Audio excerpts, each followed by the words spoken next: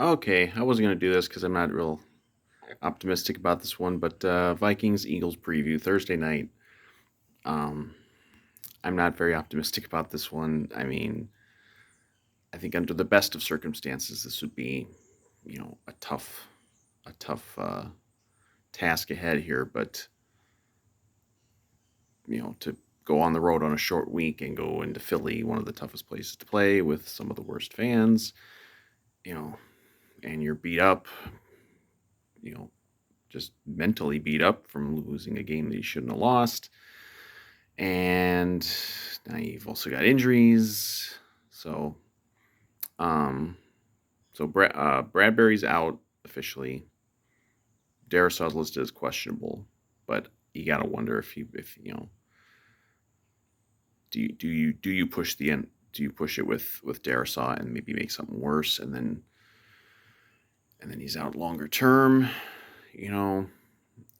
Um, but that we won't know that probably until they announce who's active. Um, Now the Eagles have some guys out too. The Eagles have some guys out in the secondary, which in theory, if we could actually protect Kirk a little bit in this game, could lead to some big plays through the air. Um, and I'm sure Jefferson, he had a bad game in Philly last year, and so did Kirk. Kirk threw 3 picks, and it was like a genuinely bad Kirk game, not one of these ones where everyone just jumps on Kirk because they want to. No, this was a genuinely bad Kirk game in Philly last year. So you know, you would hope that they're not going to. I mean, if Kirk and JJ both have bad games, the Vikings absolutely have no chance to win.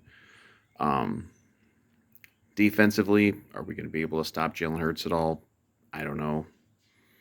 He pretty remember the game last year. He pretty much did whatever the hell they wanted in the first half, but I believe we pitched a shutout in the second half for whatever that was worth, and it didn't. It didn't. That's what made some of the turnovers in that game last year hurt, was that they maybe had a chance to make it a game and they couldn't kind of get out of their own way. But in theory, if you want to hold out some hope for the Vikings winning this game, it's the Eagles have I think they have a starting linebacker out too. Like, they've got guys who are out, and there could be plays to be made if we can block for Kirk a little bit. And I'm sure the number one thing KOC's been thinking about the last 4 days is, what can we do to provide extra protection for Kirk? If that means keep it. Oliver was kind of involved in the passing game against Tampa. Maybe they keep him back. Maybe they keep CJ in there a little bit extra to provide just an extra blocker. But of course, then you have fewer targets down the field. So if they have a banged up secondary, they can kind of they can kind of make do themselves. So it's kind of pick your poison. Hopefully, I mean, I don't have a lot of hope for them winning this game. I'm probably the least hopeful for this Vikings game than any in several years. Honestly, I mean, other than probably that game where Kirk was out with COVID and they had to start Sean Mannion in Green Bay. That probably was worse. But you know, certainly the least hope I've had in any Vikings game in the last couple of years. So I think Eagles like 30-20. I hope we can make it a game. I hope it's at least something of a game, so you can. I mean, you can't go into any sort of moral victory thing in week 2. You just can't, especially when you're a team with some expectations. But under the circumstances, this would be one of the biggest upsets that the Vikings have pulled off in memory. I mean, even if the Eagles aren't necessarily as good, and the Eagles almost blew a double-digit lead against the Patriots last week, but I don't know that we have. I don't think we have the defense to maybe help with that. I mean, I'm hoping that we have a good game for Flores. I suppose I can mention it.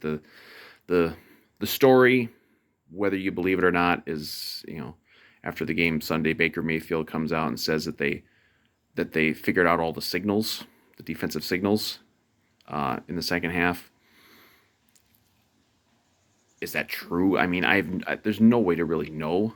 My thing would be, if that was so true and he knew every single thing that the Vikings were doing, then how come they only got 10 points in the second half and one of the scoring drives took a 57-yard field goal?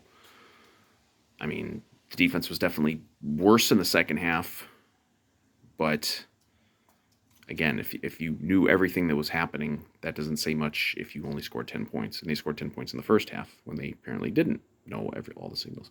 I don't know what it is. I mean, there's always that. I mean, that's what you do during a game. You're trying to figure out, you know, what are you gonna, what's, it's all gamesmanship.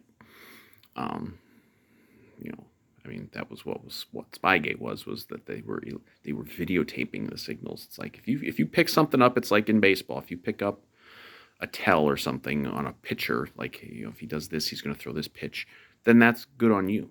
So if that's what happened, last week with our defense, well, I guess good on them. But why'd you only score 10 points on us then? But. So I don't think there were any other big stories for the week. People trying to drum up a lot of drama with this JJ contract thing. He ain't having any of it. I don't know what this thing is where there's media in this town who want JJ to become a diva. They want him to become a me first diva with regards to this contract thing, and he's not having any of it. So good on JJ for that. They'll get the deal done when they get it done. There's no reason to worry about that. There's not drama, and JJ, at least publicly, is not saying anything that he's worried about. It. So I don't think there were any other stories for the week. It's a short week. There's no time to have stories, but still licking our wounds. They should not have lost that goddamn game. And it sucks that they did, because you're staring at a pretty likely 0-2, and then you come back a week from Sunday. You're hosting the Chargers. I don't know who the Chargers play this week. They might be coming in 0-2, but then there's a lot of early season pressure, and I think they're gonna. Even though I think they're gonna lose this game, I think they're gonna bounce back then and beat the Chargers, and then go on the road and beat the Panthers, which would get you back to 2-2, setting up that very big KC game coming in here, where we'll actually be playing the real Chiefs, not the incredibly short-handed Chiefs. Still get the Lions fans showing up in my comments from before. It's funny. You couldn't sell out your own stadium for years and years and years, and suddenly there's all these Lions fans. I wonder what that's about. Anyway, so yeah, I will be watching and hoping that we play well and can maybe pull off a pretty big upset. But realistically, I think the Eagles will probably win. Again, I said 30-20. I just hope it's not a blowout. Don't get killed again. Like you got killed last year, and that really made it sour. Like if you show some signs of improvement. I mean, a lot of it was just like such unforced errors against Tampa Bay. Don't do that. If you get beat, let the other team beat you.